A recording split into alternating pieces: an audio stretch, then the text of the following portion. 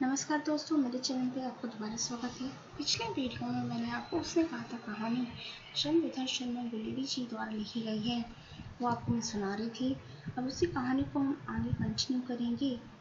दोपहर रात गई है, अंधेरा है, सन्नाटा छाया हुआ है। बोधा सिंह खाली बिस्कुटों के 3 टिनों पर अपने दोनों कम्बल बिछाकर और लहना सिंह के 2 कम्बल और एक बारन कोट ओढ़कर सो रहा है।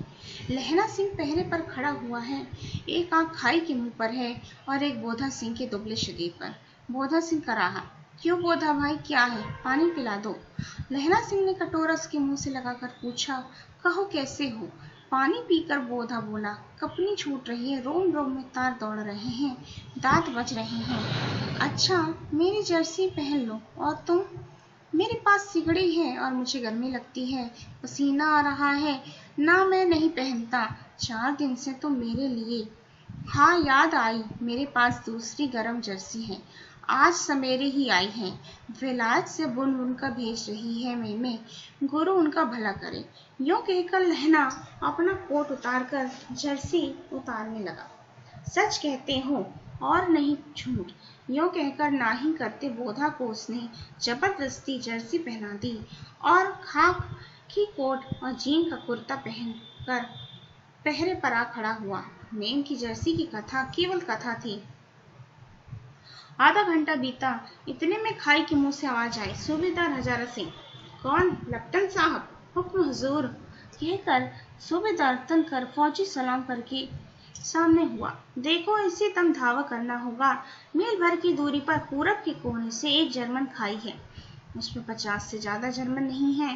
इन पेड़ों के नीचे नीचे 2 खेत काट कर रास्ता है, 3-4 घुमाव हैं। जहाँ मोड़ है वहाँ 15 जवान खड़े हैं, करके आया हूँ। तुम यहाँ 10 आदमी छोड़कर सबको साथ ले जाकर उनसे मिलो। खंदक छीनकर वहीं जब तुम्हारा दूसरा हुक्म न मिले डटे रहो, हम यहाँ रहेगा। जो हुक्म। चुपचाप सब तैयार हो गए। बोधा भी कम्बल उतारकर चलने लगा। तब लहना सिंह ने उसे रोका। लहना सिंह आगे हुआ तो बोधा के बाप सूबेदार ने उंगली से बोधा की ओर इशारा किया। लहना सिंह समझकर चुप हो गया। पीछे 10 आदमी कौन रहे, इस पर बड़ी इज्जत हुई। कोई रहना ना चाहता था। समझा बुझाकर सूबेदार ने मार्च किया। लेफ्टिनेंट साहब लहना की सिगड़ी के पास मुंह फेर कर खड़े हुए हैं और जेब से सिगरेट निकालकर सुलगाने लगे। 10 मिनट बाद उन्होंने लहना की ओर हाथ बढ़ाकर कहा, लो तुम भी पियो। आंख मारते मारते लहना सिंह सब समझ गया। मुंह का भाव छिपाकर बोला, लाओ साहब।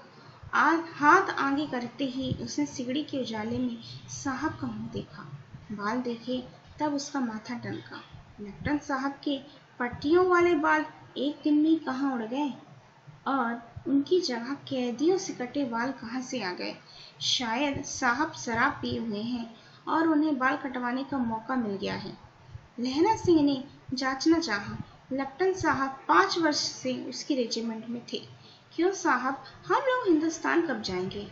लड़ाई खत्म होने पर। क्यों, क्या यह देश पसंद नहीं? नहीं साहब, शिकार के वे मजे यहाँ कहाँ। याद है हर साल नकली लड़ाई के पीछे हम और आप जगाधारी जिले में शिकार करने गए थे। हाँ हाँ, वही, जब आप खोते पर सवार थे और आपका खानसामा अब्दुल्ला रास्ते के एक मंदिर में जल चढ़ाने को रह गया था। बेशक, पाजी कहीं का। सामने से वह नील गाय निकली कि ऐसी बड़ी मैंने कभी न देखी थी और आपकी एक गोली कंधे में लगी, भुट्टे से निकली। ऐसे अफसर के साथ शिकार खेलने में मजा है। क्यों साहब?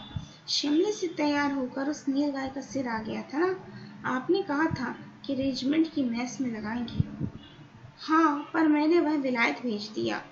ऐसे बड़े बड़े सींग 2-2 फुट के तो होंगे। हाँ लहना सिंह, 2 फुट 4 इंच के थे। तुमने सिगरेट नहीं पिया?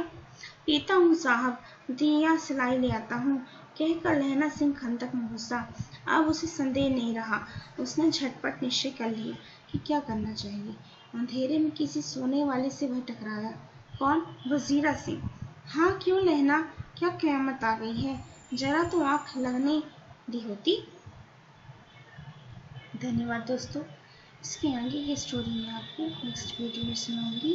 मेरे चैनल को लाइक, सब्सक्राइब और शेयर ज़रूर करें।